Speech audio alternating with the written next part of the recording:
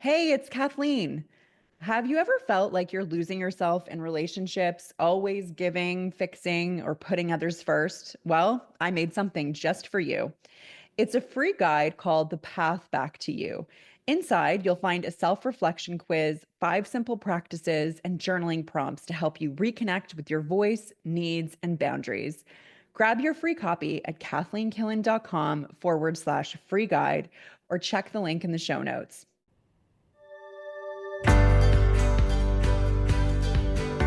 Wait. Before we start, just want to make sure we're clear here.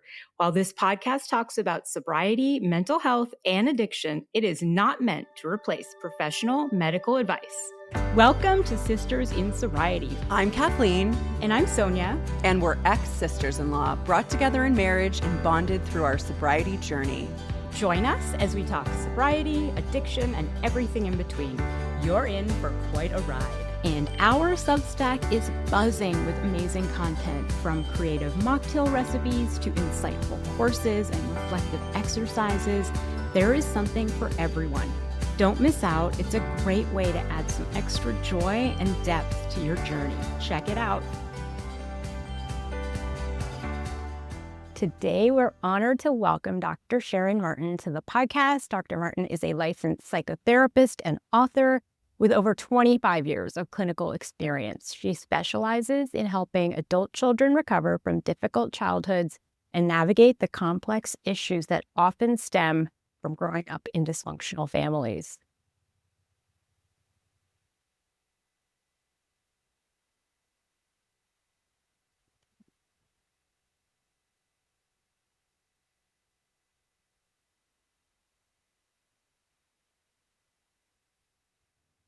In this episode, we're going to dig deep into family estrangement, codependency, and the unique challenges adult children face as they attempt to break intergenerational patterns. And we'll also explore a little bit about how alcohol, sobriety, and emotional boundaries often intersect in these complicated dynamics. Welcome, Sharon. Thank you. Thank you so much for having me. So, Sharon, can you tell us a little bit about what led you to pursue this work? Sure, I'll give it my best shot. It seems like it should be a very easy, straightforward question, right? But I think for all of us, the path is rather meandering as, we interweave our personal stories and our professional experiences, and it all, sort of takes this winding path to where you end up, and it's ever evolving. But with all of that said, I would say I bring to this work both those personal experiences of alcoholism within my family, not my parents, but my grandparents. So my parents are both adult children of alcoholics or dysfunctional family systems. And so definitely I have experienced these generational patterns. What one might think is sort of, the next generation from that, which I think has given me some interesting perspectives. And also, I think the ability to be just slightly removed so that there's been some healing that has happened within those generational patterns that I have been able to experience as well, which I think has set me up well to be in a position to help other people navigate those struggles. And then my husband is a recovering alcoholic and addict. He's been in recovery for, probably 15 years or so at this point. And so that was definitely a lot of struggles for us in our relationship, going through that with him. And then for me, facing, I would say, head on my codependency issues that really come to light when you're in that situation. And, you have to really break down more of the denial that you don't realize you have. And then at the same time that all of those things happen in my personal life, I have been working with trauma is a part of all therapeutic work, I think. And so that has come up no matter what kind of setting I have been working in, which has varied over the course of my career. But I spent many years working with young people, teenagers and young adults who had left home or been told to leave home because of a lot of really dysfunctional, traumatic, abusive situations. And then I've been in private practice for quite a while now and really focused on working with first adult children of alcoholics, but then that's really broadened to, just as the field has in general, to working with people who have had all kinds of difficult childhood experiences and helping them address the way that that continues to show up for them in adulthood.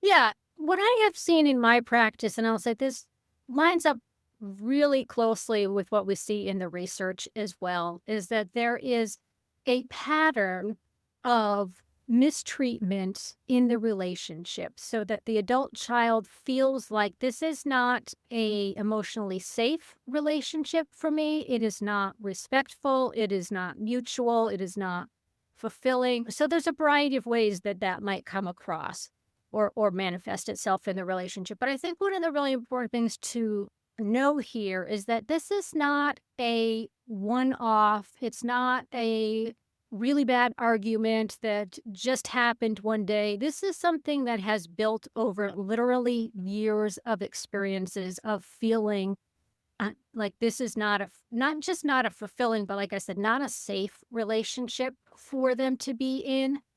So it always goes back to experiences that happened in childhood. And then the pattern or the actual behaviors might shift a little bit in adulthood, but sort of the root is still the same, that the adult child, even when they're full-grown adults having a relationship with their parents, they still feel like that parent is mistreating them. There's, like I said, there's disrespect, there's emotional abuse, there's controlling, there's gaslighting, manipulation, meddling, lying, any number of things that might be happen that, most people objectively would say those are not qualities of a healthy relationship or something that I am striving to have in my relationship.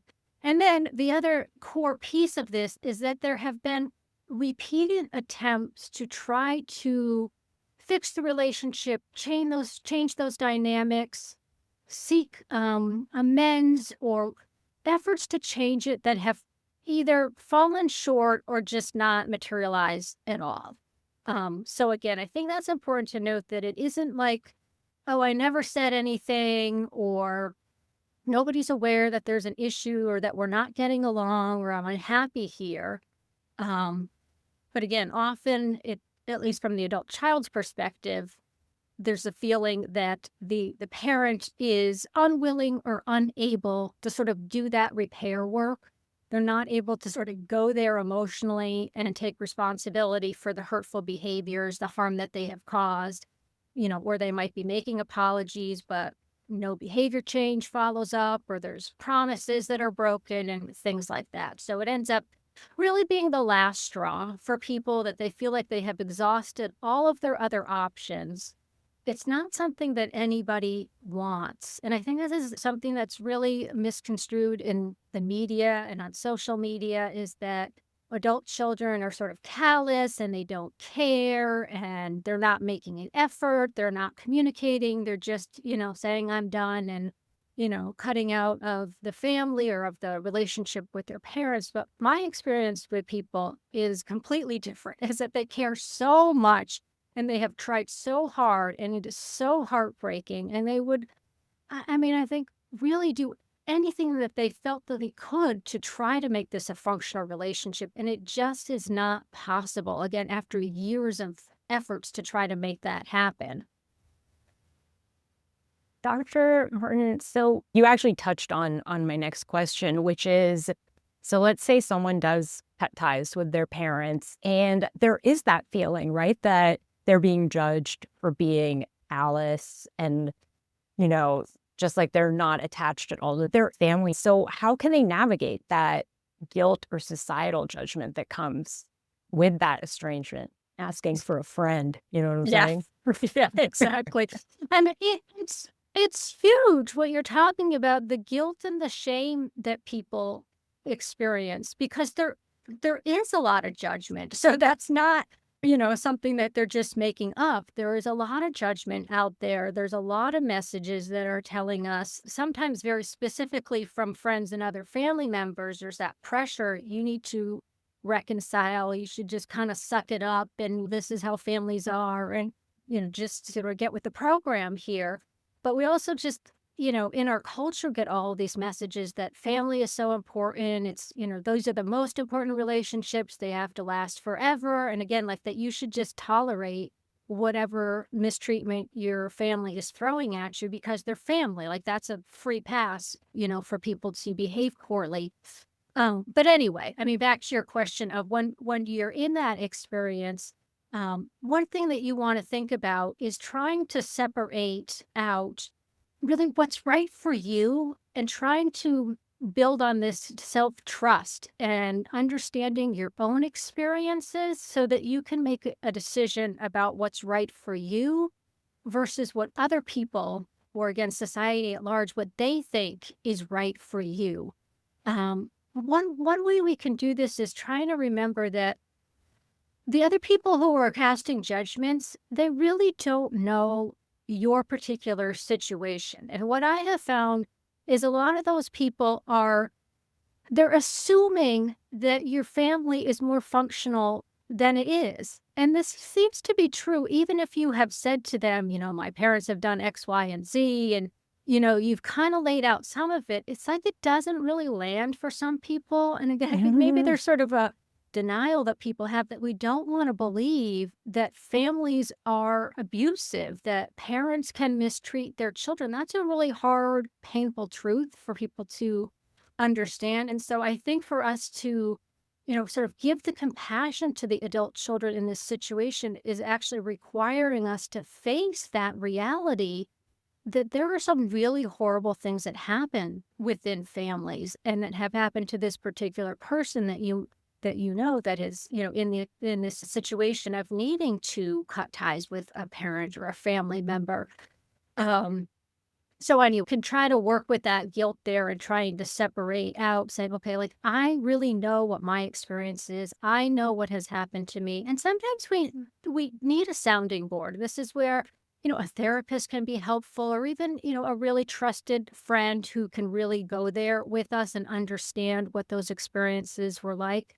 The other thing that I have some people do is try to sort of step back from the situation and try to look at it from as if you're an outsider and imagine that what has happened to you and your family was happening to your best friend or your child and think, okay, what would I want them to do? Like, does it make sense for them in that situation to want to distance themselves or take these steps to protect themselves? And often that makes it a little bit easier because you're sort of, removing yourself from that self-judgment piece of it and saying, of course, if my best friend was being mistreated like this by her parents or her spouse, of course we would understand that she needs to take that step back or cut ties in that situation. It lends itself to a different perspective that can be really helpful.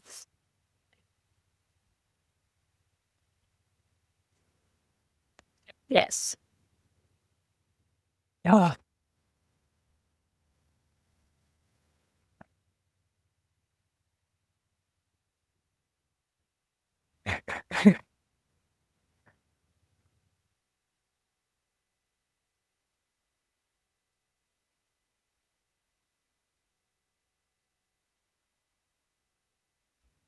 Yeah.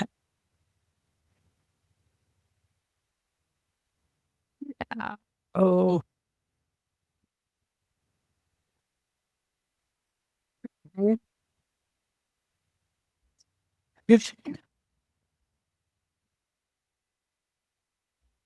Yeah, 100%. I mean, this really happens, I think, in all, forms or types of abusive relationships. There's sort of like this creep that happens in terms of what we're going to tolerate.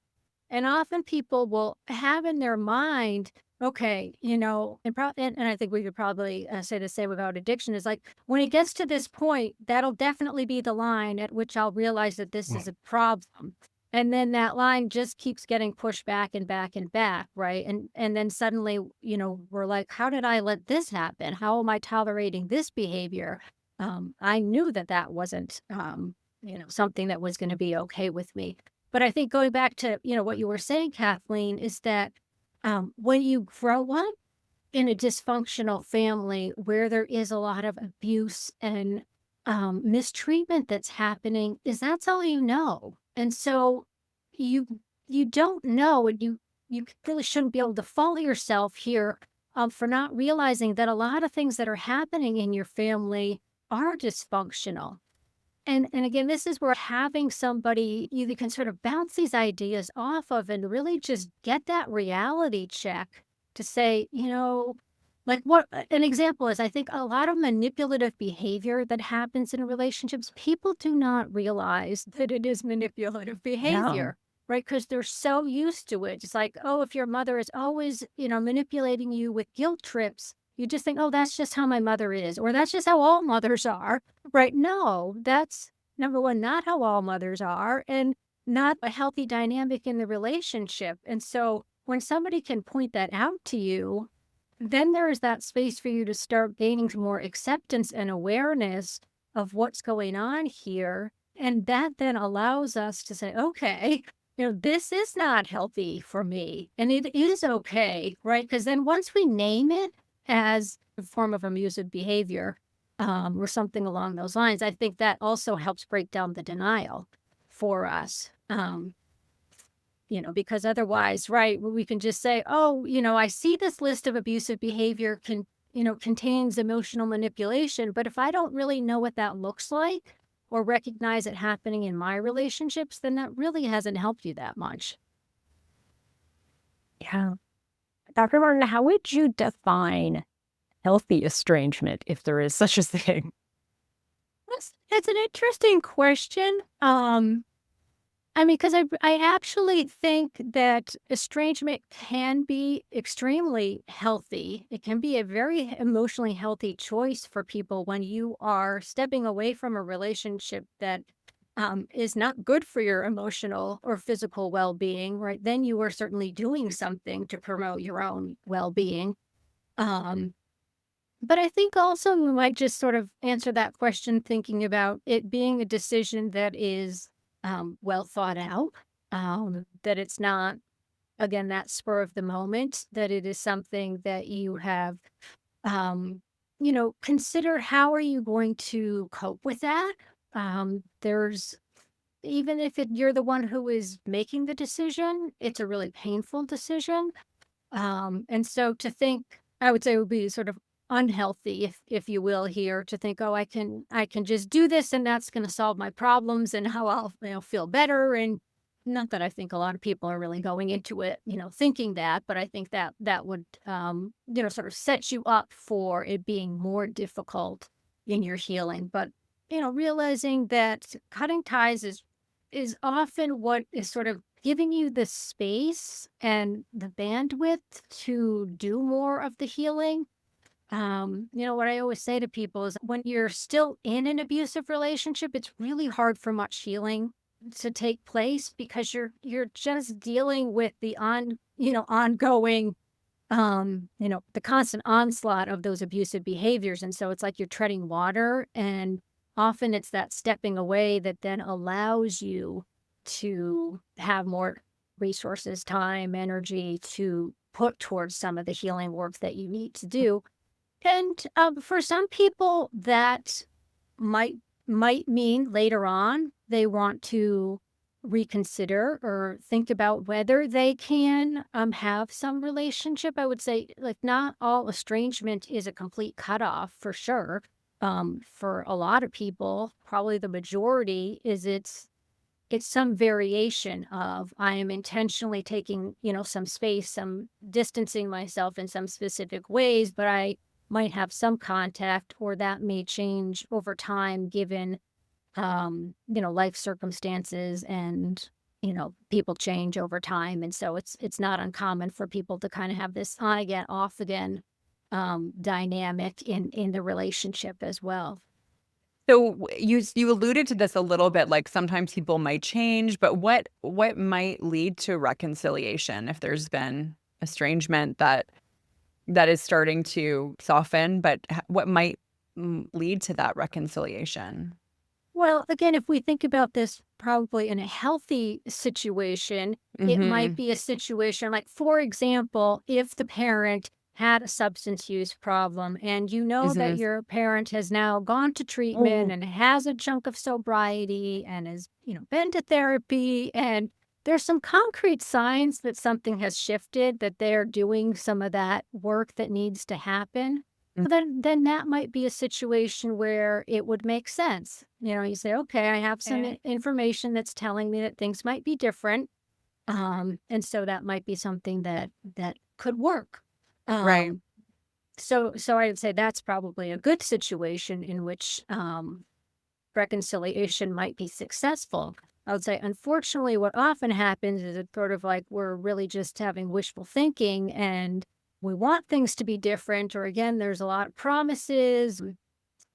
Somebody, dad went to rehab and, 30 days, but that doesn't really stick and nothing really is that different. And so people want things to be different. And so understandably, they go back wanting to try to reconcile. And again, as we Mhm. mentioned earlier, a lot of times I think attempts at reconciliation happen because there's so much pressure from other people Okay. to come back and do it. And it often isn't very successful in those situations because, again, nothing has really changed Right. for the individuals and for the relationship dynamic. No relationship skills have been gained, or no new insights or coping strategies have been gained here. So then we end up in the same situation of we try to make it work, it doesn't work, more hurt is incurred, and then it often feels like you've taken a big step back. Right. Yeah. Speaking of that pressure, asking for a friend again, how should somebody approach these milestone family events like weddings or funerals post estrangement, aside from trying to bribe their ex-sister-in-law to go with them? That would make it much worse. All right. Yeah, it's a good segue because you're right. I mean, these are also situations where there's pressure, either overt or just internal pressure, where you feel like I should show up, or maybe even that you want to show up, if only you could do it in a way that you could avoid certain people or certain dynamics. Again, this is a situation where it's going to take some careful consideration and planning ahead of time.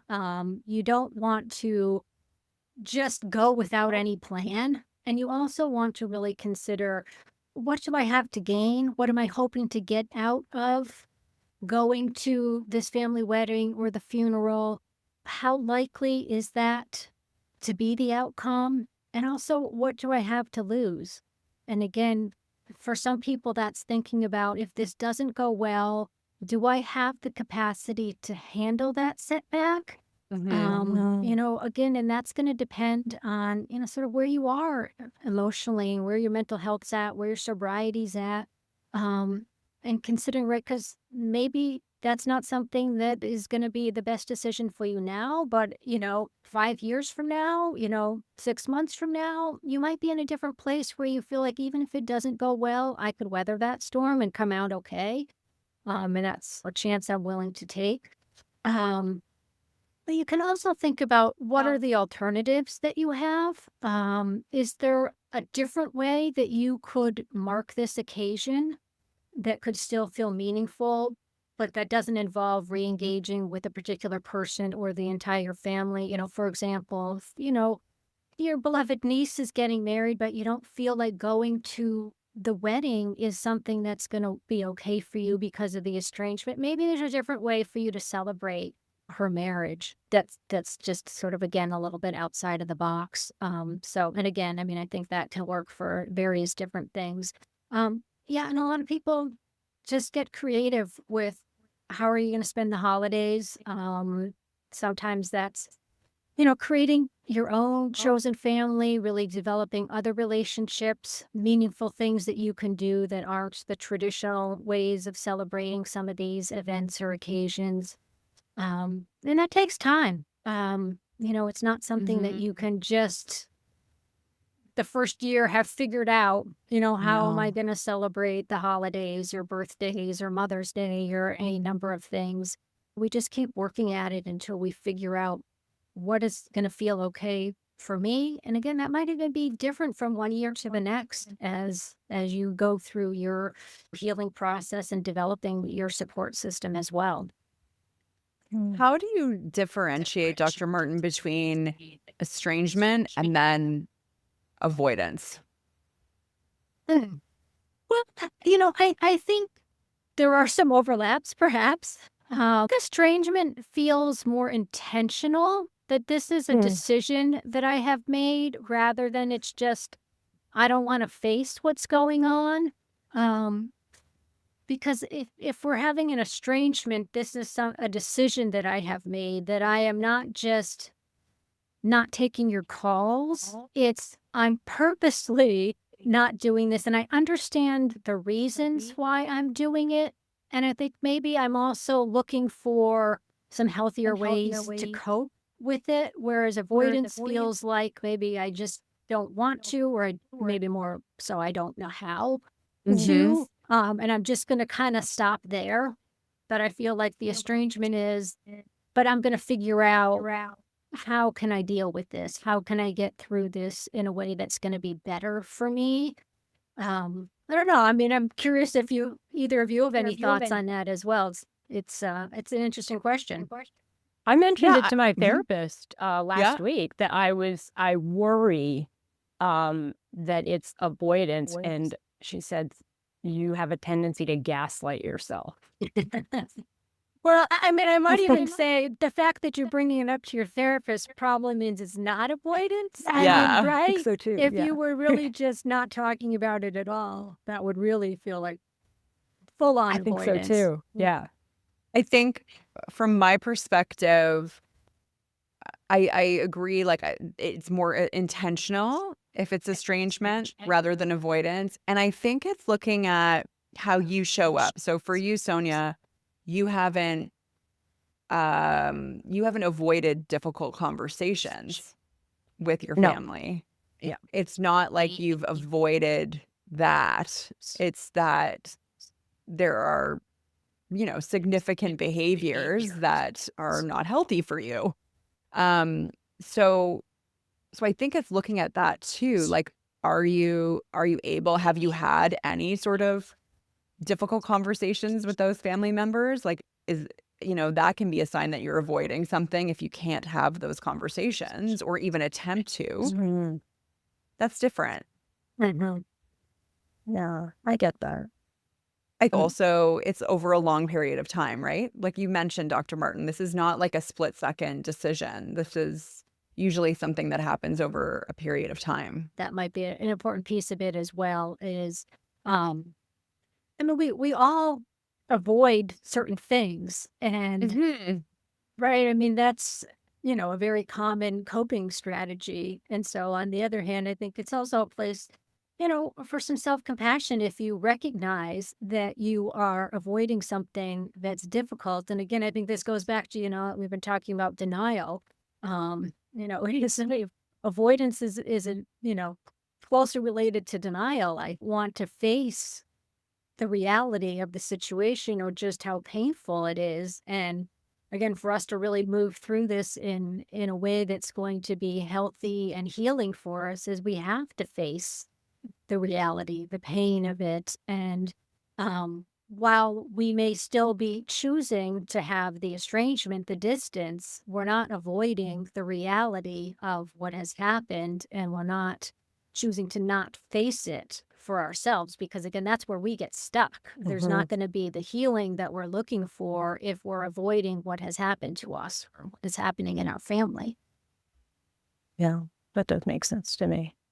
So, Dr. Martin, how can someone cope with the grief around the family they never had? So I have this where I don't have it as much anymore, but I would, see mothers and daughters out to lunch or out shopping, and Yeah. I would get so sad, but it's not something I ever had. And Yeah. so I'm not missing something that is gone now. And sorry to get personal, on top of that, I didn't have kids, right? So it's not like I get to relive that relationship or give that to someone else. So how do you cope with that grief? Well, you're one step ahead of many people, which is that you already realize that grief is what is going on, and that is what you need to address because a lot of people don't recognize that that's a loss because it's not a tangible thing. Like you said, it's not something I had that I lost. It is something that I wanted or I expected. And so it is a different kind of loss, but it's still a very real loss. And so that's number one is that we recognize that there is a loss that is going on for us. And this is a very common feeling. When you cut ties, part of what is happening is you are needing to face that reality that this is never going to happen. Now, I mean, you may have known that, for a long time because you recognize that there's a lot of unhealthy, dysfunctional things happening in this relationship. A parent, or they really have to face the grief of this because the estrangement means, okay, I'm not talking to my mother anymore. I'm not seeing her. So obviously, this reality of us going to lunch and, getting pedicures is never going to Hmm. happen, right? That was a dream that I have. And now I need to face that that is not ever going to happen for us. So it's my long-winded way of saying that, Yeah. yes, first we have to acknowledge that there Yeah. is a loss here, right? And then we have to allow ourselves to have feelings about that. We tend to think that grief is probably about sadness and crying, and that's part of it. But there can be a lot of other feelings Yeah. that come up for us around grief. And so we want to allow ourselves to have all of those different kinds of feelings and have a way of expressing them and processing them. Again, not just, put it all in, but saying, this is valid for me to feel this way. And that's a really important piece of it because, again, the rest of the world probably doesn't get it. For one, there's a sense of, well, you chose this estrangement, so why are you grieving? But there's also, they don't have anything, to see. There's no real marker. It's not like there's a funeral for this relationship. And Right. again, the fact that estrangement is very often um it's dynamic. It's not necessarily a fixed point in time. For some people it might be I cut ties and it's a complete cutoff and there's never any other communication. But again, for a lot of people, it's something that's much more fluid. It's I don't see my parents, but maybe I take an occasional text or I hear something, from my sister about it. And so there's things that seep in, and so it's not necessarily, a complete cutoff all of the time. Or again, there might be periods where it is and periods where there's some communication. But I think that makes it difficult for us to both have other people acknowledge the loss and sometimes for ourselves, for us to acknowledge it as well, because sometimes we are still holding on to a possibility that maybe there will be for reconciliation Yeah. down the road. And so again, it's hard to grieve something that isn't, for sure finished forever. Mhm. Yeah. So I mean that makes it complicated, but as I was saying, we really want to allow ourselves to have all those different kinds of feelings and find some different ways of expressing that. And again, that's you know, something that's a process for people to figure out what works for them. And I would say for a lot of people, a combination of different ways of expressing their feelings is really helpful, where it might be Mhm. something, some of it might be talking about it, or some of it might be some kind of creative outlet or some kind of physical outlet. And again, I like that sort of combination for people because we know that our feelings are somatic, they're in our bodies, they're Yeah. also in our heads, but We want to sort of allow that to show up in some different ways and give it some space with the idea that when we do that, it's sort of, working through that process that, they will sort of move through us, if you will, by allowing them to come out. Yeah. And so this process of like grieving and discomfort and at times instability, what should someone consider when trying to maintain their sobriety during a period like this? Wow, this is like a therapy session for me, huh? And I did have open to hear what all of you think as well, from your experiences. But for me, it feels like sobriety is something that is so fundamental to your well-being that it has to be at the forefront. That you have to be considering that when making all of these decisions is saying, because if you lose that, it just feels maybe this is wrong for me, but everything is lost, or the potential, right, for everything else to fall apart in your life is something that you have to prioritize for yourself. And again, if that means that there are certain people that you can't associate with, have relationships with, that has to be paramount. If you don't pay attention to your sobriety, then everything else in your life is going to suffer. Yeah. That's really true. So, wow, moving on to adult children of dysfunctional families. What are some common emotional wounds that adult children carry from dysfunctional homes? Oh gosh, where should we start? Yeah. Get comfortable, everybody. Get Right, comfortable. right. There's a big list. We can just do a yes or no for me if you just want to run through. Well, a big piece of this is a feeling of I'm not good enough, I'm not worthy, there's something fundamentally wrong with me, is maybe one of the biggest wounds that people carry with them. And maybe going alongside of that, I don't trust myself and I have trouble trusting other people. And then I think, from there we can probably think about, well, how does that show up for people? And then we get things like, relationship difficulties with other people. We get things like perfectionism and being overly controlling, self-criticism, people pleasing, all those kinds of things, I think are all still rooted in this sense of low self-worth and a belief that there's something wrong with you that is the cause of what has happened to you and what is going on currently that is a problem. How do you think, I mean, I'm a relationship therapist, so I think about attachment styles in my sleep, but how does being raised in dysfunction affect our attachment style? If we want to think about the various different attachment styles that you have, I mean, unfortunately, most likely, if you've grown up in a dysfunctional family, you're not going to have a secure attachment. No. Because that required that your caretaker was showing up consistently and meeting your needs. And in dysfunctional families, that doesn't tend to be what's happening. We have things that are chaotic. We have things that are inconsistent. We have things that are scary. So those lend themselves to those other forms of attachment.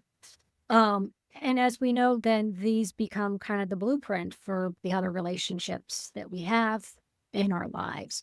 So again, we can have any number of different attachment styles that come out of it. I mean, I tend to see people who have more of the anxious attachment style, but that's not the only outcome. But that's fairly common, I would say, is again, like there's sort of that fundamental inability or difficulty trusting both other people or just that the world is safe and that your needs are going to be met, you're going to be taken care of, you're going to be treated well. And so that constant seeking of reassurance and wanting to make sure it can feel sort of clingy to the other person where you're needing the reassurance all of the time, say, am I okay? Are we okay? And trying to control things in a way that, again, can create problems in our relationships because that doesn't feel good to other people. No. Yeah. So if these things link back to self-worth, what are some practical tools we can use to build self-worth after growing up with emotional neglect? I like to start with trying to learn how to trust yourself Mm, and thinking about that being kind of the root of what we have. And then we, can go on to trying to trust other people. This is great because it's also something that's more within our control, right? We can control ourselves. We can yeah. learn how to trust ourselves. We can't control other people and what they're going to do. So that's definitely more vulnerable, more of a scary situation that we're putting ourselves in. So I like to think about this as doing for yourselves the things that you say you're going to do, being true to your word is a Mhm. way that we can Mm-hmm. start with Mm-hmm. this. And if you really pay attention to this, you might be surprised just how often you tell yourself things, but then you don't stay true to your own word. Mm-hmm. Right. Whether it's simply like it's a commitment to I'm going to go to the gym today, and then you Mm. don't.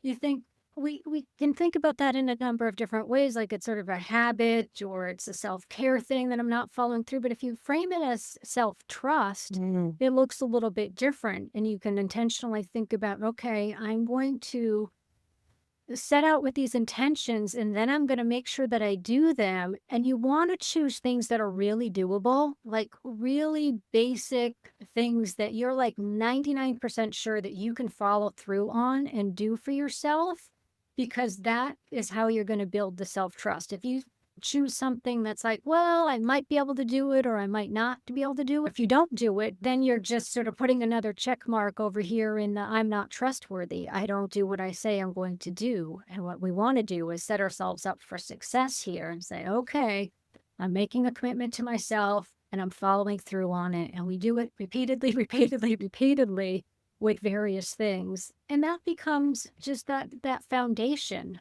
of it. And it sounds kind of simple, but it's a place for us to start with it in terms of something that's really practical. Yeah.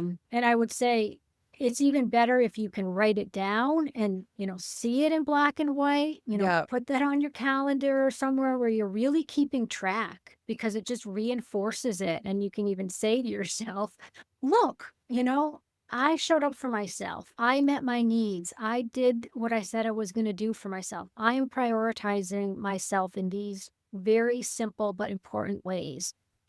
Because if I know I'm going to show up for myself on these simple things, then I know I'm going to show up for myself in these bigger ways. I'm going to be able to trust my judgment. Yeah, I totally agree with that. It's, I when I work with clients, I call it keeping this small promise to yourself every day.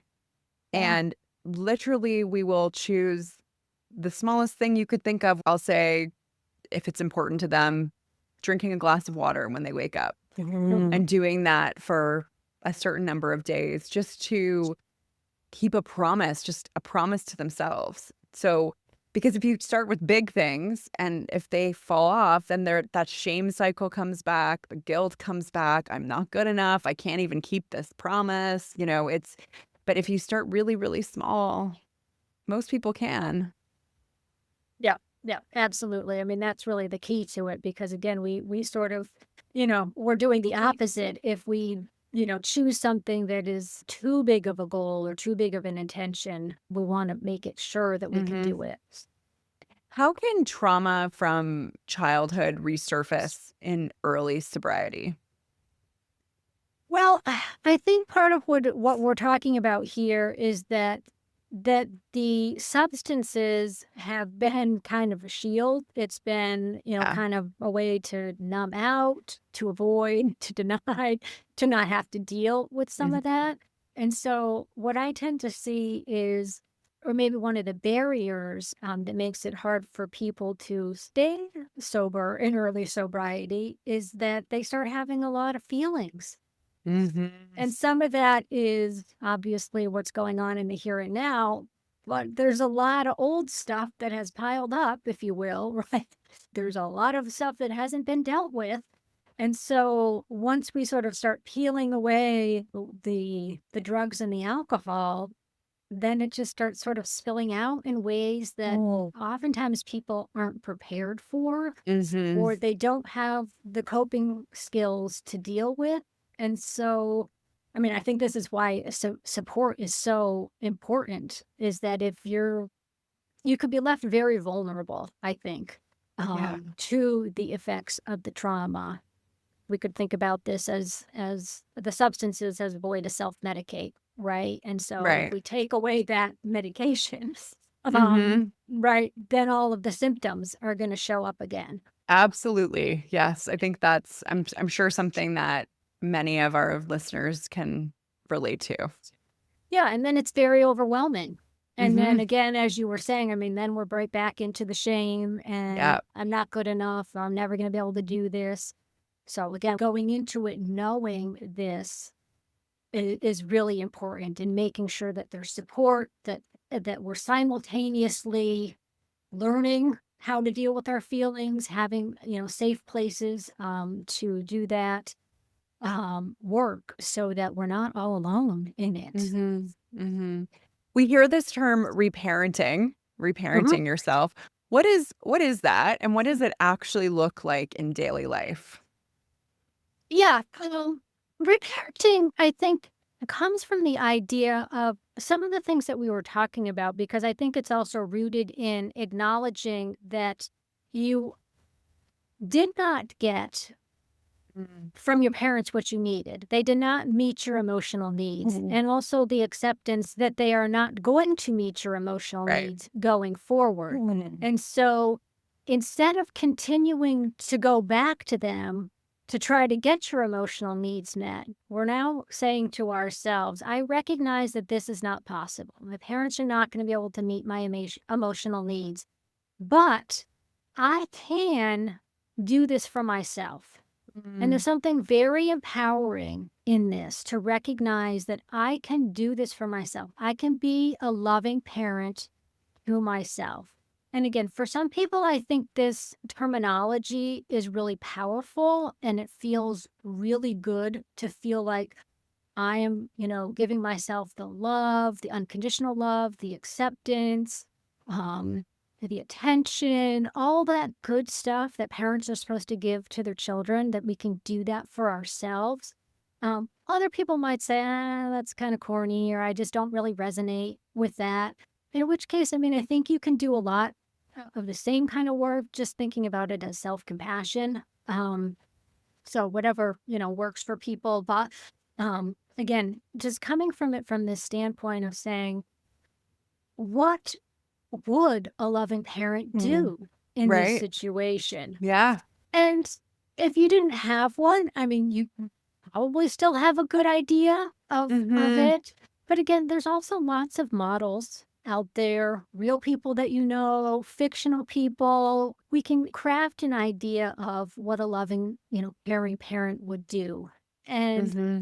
again, if we recognize what is it that we need, what is it that we're craving, that we want in this situation, and then again think about, how can I do that for myself? Mm-hmm. Mhm. Mm-hmm. We're just wrapping up, Dr. Martin. I wanted to ask, what's new for you? Is there anything that you want to share with our listeners about how they can find you, or what's new coming up for you? Okay. Well, last year, 2024, my latest book came out, which is Cutting Ties with Your Parents, that we mentioned at the beginning. So Mm-hmm. that's been my latest endeavor. Lots of media and, writing lots of articles. And I really feel so strongly about that topic of really trying to break down some of the stigma around that. So I really hope that that comes through, and that's Yeah. something that I will to work on, is really trying to both, normalize that and help people feel like it really can be a good choice, a healthy choice. It's not Mhm. a wrong. It doesn't make you a terrible person for doing that. And it really is okay to look out for yourself and take care of yourself in whatever Mhm. format that takes. My website is livewellwithsharonmartin.com, and I've got lots of stuff there, lots of articles and various other free resources. I really enjoy making other kinds of self-help kinds of worksheets or meditations or various tools that people can use. So I've got a lot of that kind of stuff on my website as well, and I continue to to create things like that, so people can check that out there. Amazing. Thank you so much, Dr. Martin, for sharing all of this with us. I think it's going to be very, very valuable for our listeners to hear. So thank you. And for all of our listeners, thank you so much for joining us. Thank you for listening to Sisters in Sobriety, and we will see you next week. This was Sisters in Sobriety. Thank you for listening and being with us today. If you want to learn more about sobriety and meet your community, find us at sistersinsobriety.substack.com. Are you a sister in sobriety? Then reach out on social media. We'd love to hear from you. If you're feeling generous, leave us 5 stars and a review and follow us wherever you listen. You'll never miss an episode. Until next time.